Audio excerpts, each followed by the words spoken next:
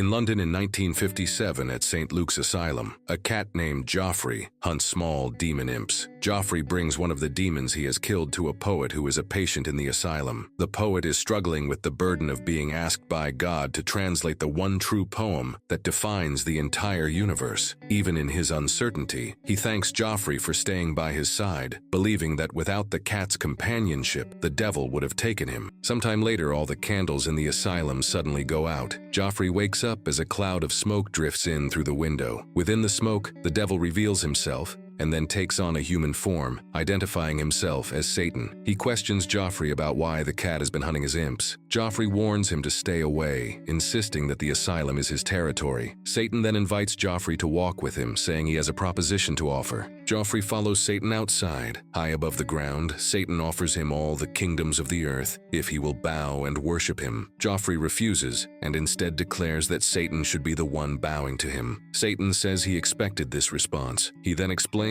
that he needs the poet and urges Jeoffry to step aside and not interfere. Jeoffry refuses, saying the poet is his favorite among all his companions. Satan tells him that the poet has many claims upon him, like a ruined estate, overwhelmed by creditors. He explains that he is willing to erase the poet's entire debt if the poet agrees to write a poem for him. With Satan's guidance, the poet could create a poem capable of destroying all of creation. Satan extends his hand to seal the deal, but Jeoffry responds by biting off his finger. The devil, now revealing his true form, launches an attack on Jeoffry inside the asylum. The commotion wakes the poet. He begs Lucifer to spare Jeoffry, promising that he will do anything in return. Some time later, the poet is shown writing a poem, while Satan stands over him, heavily criticizing his work. Satan takes the paper from him and begins making corrections. When the poet looks again, he realizes that Satan has rewritten more than half of the poem himself. Satan instructs him to simply tidy up the rest, after which their agreement will be complete. Jeoffry goes out into the street and summons all the nearby street cats. After they gather around him, he tells them that Satan came to the asylum the previous night. He explains the situation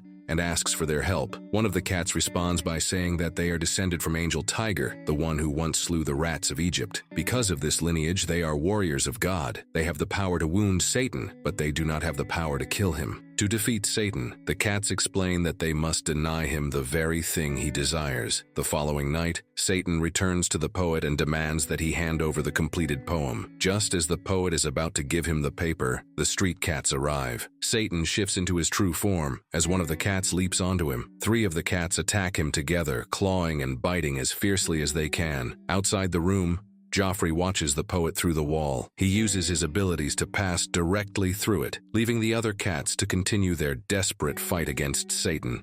Just as Satan is about to kill the cats, Jeoffry slips into the room, grabs the paper from the poet, and tears it to pieces. Satan tells him that the poet's soul was bound within that poem. Jeoffry responds that he will keep it safe. Satan shifts back into human form, scolds Jeoffry for scarring literature forever, and storms out in anger. The episode ends with the poet writing a new poem dedicated to Jeoffry, acknowledging that the cat has the power to push back the darkness.